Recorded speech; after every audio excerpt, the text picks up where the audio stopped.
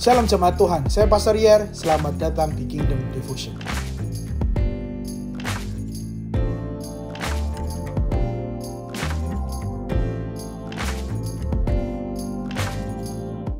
Jemaat Tuhan yang saya kasihi, seluruh penderitaan Tuhan Yesus sesungguhnya dimulai ketika di perjamuan malam.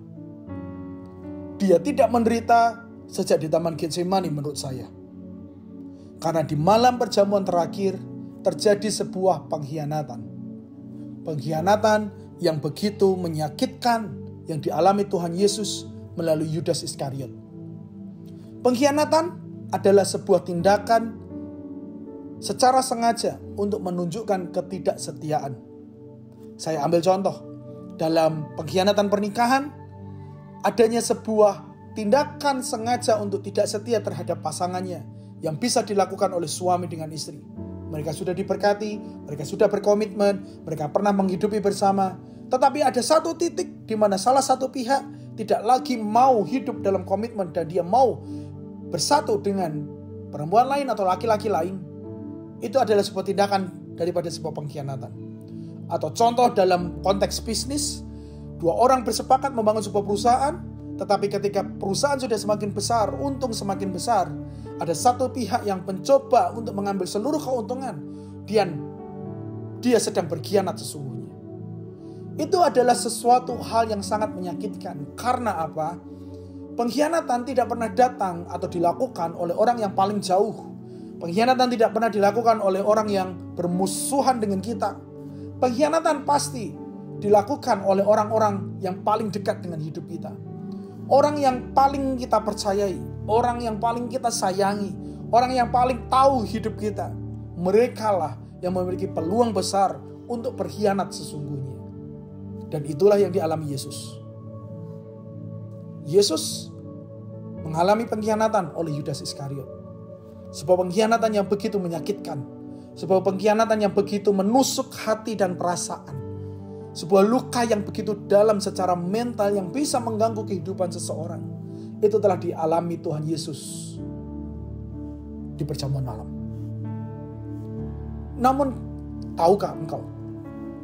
Sejak terjadinya sebuah pengkhianatan, Yesus sama sekali tidak membela diri. Yesus sama sekali tidak berhenti. Yesus terus setia melewati semua kekejaman, semua penderitaan yang harus dia tanggung. Bahkan dia setia sampai mati. Semua pengorbanan Kristus tidak berhenti dia lakukan dengan baik. Dimulai dari sebuah pengkhianatan.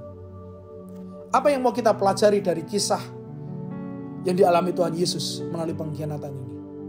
Jemaat Tuhan, bahwa tantangan pengkhianatan bisa terjadi meski kita sedang mengerjakan kehendak dan pekerjaan Tuhan. Ketika engkau dalam rencananya Tuhan, ketika engkau setia di dalam Tuhan, tantangan pengkhianatan tidak bisa kita hindari. Itu bisa datang. Dan itu adalah cara iblis untuk menghentikan kita. Namun sesungguhnya, biarlah kita mengikuti teladan Yesus. Saat kita melakukan kehendak dan pekerjaan Bapa, biarlah kita terus setia meski datang sebuah pengkhianatan. Meski luka ditancapkan iblis dalam hati kita, meski luka mencoba ditinggalkan dalam hidup kita, biarlah kita tetap setia. Karena Kristus terlebih dahulu setia meski terjadi sebuah pengkhianatan. Kita perlu berhati-hati, namun tidak perlu terlalu curiga. Terus saja setia dan jangan berhenti.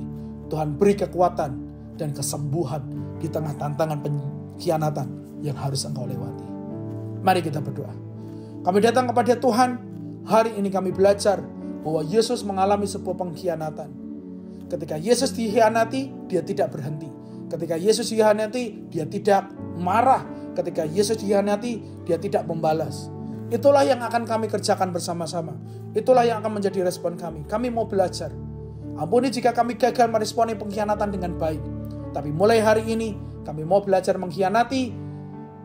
Kami mau belajar meresponi sebuah pengkhianatan dengan baik, dengan tidak membalas pengkhianatan, dengan tidak marah, tetapi dengan mengampuni dan mendoakan mereka. Tolong seluruh umat-Mu semua ya Bapa. Dalam nama Yesus, haleluya. Amin, amin.